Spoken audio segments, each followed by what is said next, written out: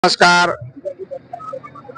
હલચલ ચેનલ 1 વર્ષ પૂરું કરી અને સફળતાપૂર્વક બીજા વર્ષની અંદર પ્રવેશ કરી રહ્યું છે.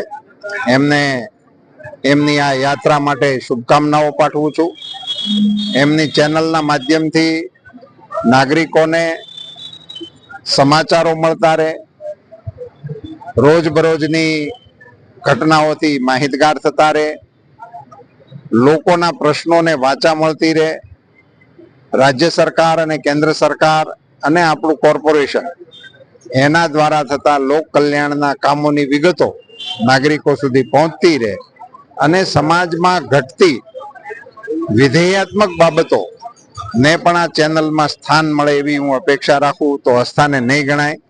દાખલા તરીકે આજે આ તીખા તડકાની અંદર રાહદારીઓને શીતળ છાશ પાવાનું કામ અમારા નિલેશભાઈ જલ્લુ અને એમની ટીમ દ્વારા થઈ રહ્યું છે.